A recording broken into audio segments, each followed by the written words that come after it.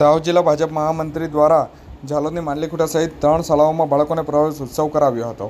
આ તારીખ 26/6/2025 ગુરુવારના રોજ સવારે 11 કલાકના આસપાસ માંડલીખુંટા BM હાઈસ્કૂલ મણિબેન ખાતે જે પ્રવેશ ઉત્સવ કાર્યક્રમ યોજાયો હતો। જો કે કહી શકાય કે દાહોદ જિલ્લા ભાજપ મહામંત્રી નરેન્દ્ર સોની તેમજ દાહોદ જિલ્લા શિક્ષણ સમિતિના સભ્યો દ્વારા જે માંડલીખુંટા BM હાઈસ્કૂલ મણિબેન આમ 3 શાળાઓમાં બાળકોનો પ્રવેશ ઉત્સવ કાર્યક્રમ યોજાયેલો હતો। BM હાઈસ્કૂલ ખાતે નરેન્દ્ર સોની આવતા બાલિકાઓ દ્વારા તેમનું સ્વાગત પુષ્પગુચ્છ આપી અને તેમનું સન્માન કરવામાં આવ્યું હતું અને બાળકો પ્રવેશ ઉત્સવ નિમિત્તે સૌ મહેમાનો દ્વારા જે તેઓને આવકારવામાં આવ્યા હતા।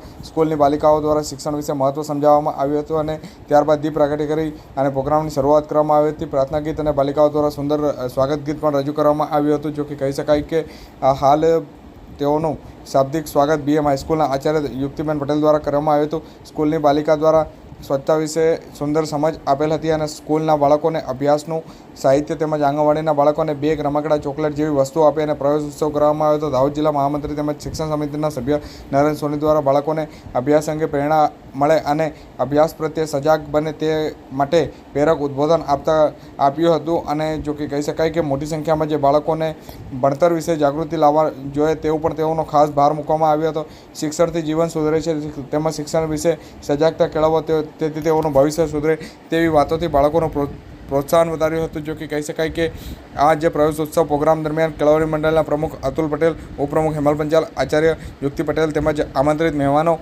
ભરત શ્રીમાળી, મયુર પંચાલ, દિનેશ પંચાલ, સંતોષ ભગોરા, બળવંત ખોડ જેઓ વિશેષ ઉપસ્થિત રહ્યા હતા।